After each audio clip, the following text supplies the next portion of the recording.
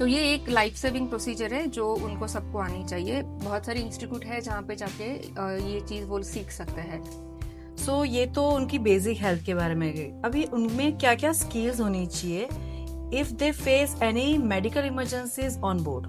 जब भी वो लोग फ्लाइट पे होंगे तो उनके पास और कोई इक्विपमेंट्स या कुछ नहीं होगा जिसकी वजह से वो कुछ ज्यादा कर पाए पर एक लाइफ सेविंग स्किल उनको आना जरूरी है, that is CPR। There are many girls only, mostly girls cabin crew बनते हैं, तो उनको काफी UTI का इश्यूज भी रहता है, तो उसके बारे में आप क्या सजेस्ट करते हैं?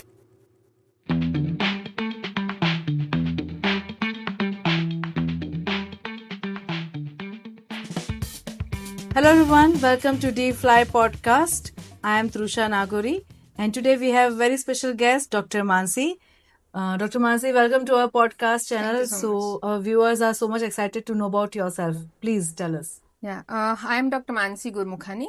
I am MD physician by profession and I am a consulting practitioner in Ahmedabad. Okay, that's very nice to hear. So doctor Mansi, हमारे व्यूअर्स ये जानना चाहते हैं कि बहुत सारे यंगस्टर्स हैं जो कैबिन क्रू बनना चाहते हैं, like girls and boys. So they have many questions in that कि उनके हेल्थ के रिलेटेड, कि क्या ये कैबिन क्रू प्रोफेशनल जो है वो कितना अच्छा है हेल्थ के लिए, और उनको क्या क्या ध्यान रखना चाहिए जनरल प्रैक्टिस के लिए?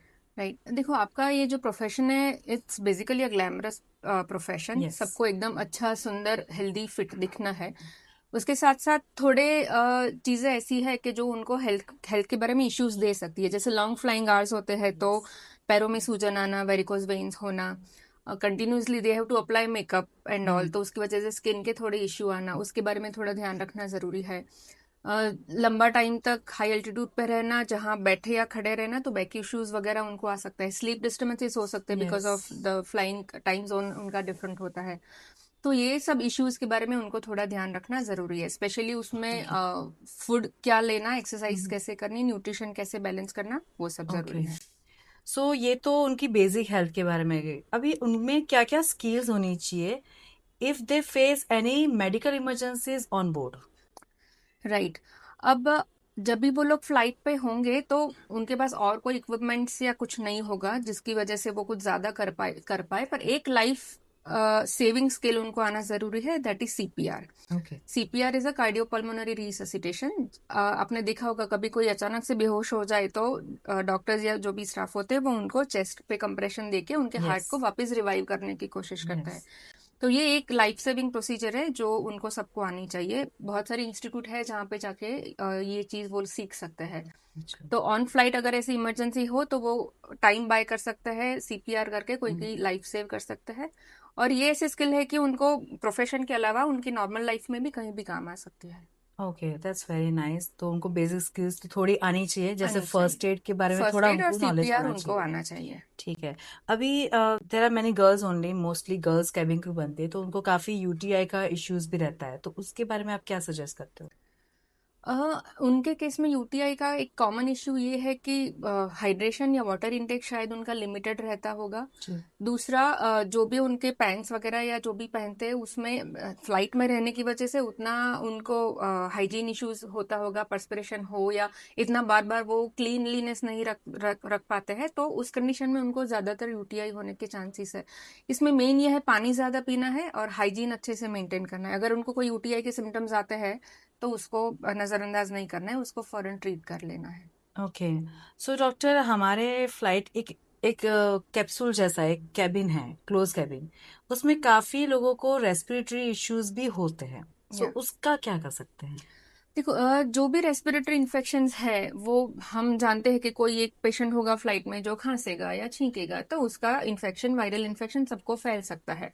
उसको हम डायरेक्टली तो नहीं उससे बच सकते, पर बेसिकली हमको विटामिन C, विटामिन A, हमारी इम्यूनिटी बेसिकली अच्छी रखनी है। यस। तो उसमें विटामिन C, विटामिन A वगैरह को अच्छे से लेना है, हाइड्रेशन अच्छे से करना है। जहां जहां पॉसिबल हो मास्क का यूज करना, तो मास्क का यूज आप कर सकते हैं। ओके, ठीक है। So that's very good idea. और कभी अभी जितने भी गर्ल्स होते हैं यूजुअली, तो उनको अपना फिगर मेंटेन करना होता है, उनका वेट मेंटेन करना होता है, तो दे फॉलो डाइट प्लान्स। या डाइट प्लान्स में वो लोग काफ़ी सारी हेल्दी वेजिटेबल्स और फ्रूट्स या कुछ जैसे डेयरी प्रोडक्ट्स होते हैं वो भी ओमिट कर देते हैं, and they follow that diet, coke and all that thing. Is it right way to? No no, it is absolutely incorrect, because हमारे बॉडी को अच्छा मसल मास अच्छा रखने के लिए, स्किन हेयर अच्छा रखने के लिए सर्टन अमाउंट ऑफ न्यूट्रिशन हमको चाहिए. That includes carbohydrate, fat, protein, everything. It is not like that कि हम कार्बोहाइड्रेट फैट ओमिट कर दिया तो स्लिम हो गए तो हम हेल्दी है. It is not like that. मेरा एक बेसिक एडवाइस ये है कि जो भी एरिया को वो बिलोंग करते हैं, जो स्टेट से आते हैं, जो भी उनका बेसिक डाइटरी हैबिट और प्लान है उसी को फॉलो करो. जैसे हम गुजराती है तो रोटी सब्जी दाल चावल खाते हैं, that is the most balanced Okay. Diet for us. आप अमाउंट कम कर सकते हो, Okay. जंक फूड का यूज कम कर सकते हो. एक्सेस शुगर है, dairy, not dairy but bakery items है, जैसे बिस्किट्स हो गए, पेस्ट्रीज हो गई, उसको कम कर सकते हो. उसके साथ में 20 to 25 मिनट्स का एक्सरसाइज शेड्यूल डेली आपको मेंटेन करना है.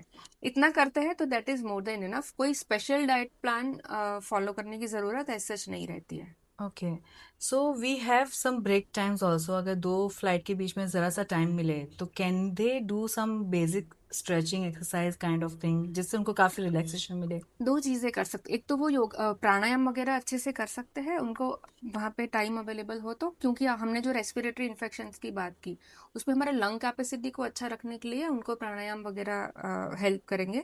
दूसरा, जो भी स्ट्रेचिंग एक्सरसाइजेज है, बैक स्ट्रेंथनिंग एक्सरसाइजेस है, वो सब एक्सरसाइज उनको ओवरऑल उनको ऑर्थोपेडिक इश्यूज जो एक्स एंड पेन्स होते हैं ज्यादा खड़े रहने की वजह से, तो वो सब उनको कम हो सकता है. Okay, that's very very nice and eye-opening things to know about these things. So lastly, मैं आपको एक क्वेश्चन पूछना चाहती हूँ that what message would you like to give to our young professionals who want to go for this professional life but in a healthy form? कोई भी profession में आपको प्रोफेशन को और हेल्थ को साथ में रख के चलना है तो आपको ऐसा प्लान करना पड़ेगा जो सस्टेनेबल हो. लोग करते हैं कि 1 महीना डाइट कर लिया, 1 महीना सब अच्छा अच्छा कर लिया और फिर छोड़ दिया, तो ऐसे हेल्थ मेंटेन उनकी नहीं होती है. तो ऐसी चीजें करें जो लंबा टाइम तक कर पाए, रोज कर पाए. हेल्दी खाना और रूटीन एक्सरसाइजेस अगर वो कंसिस्टेंटली विथ डिसिप्लिन करते हैं तो उनका हेल्थ और प्रोफेशन दोनों बैलेंस रहेगा. Okay, that's very nice advice. तो viewers, we just suggest you all to follow these things. आप अपनी लाइफ में ये फॉलो करिए ताकि आपकी हेल्थ भी अच्छी रहे और इस इंडस्ट्री को यंग प्रोफेशनल्स हमेशा मिलते रहें. Thank you so much doctor Mansi for Thank you giving so such much. Yeah, my wonderful pleasure. wonderful points and answers. Thank you so much everyone. Thank you.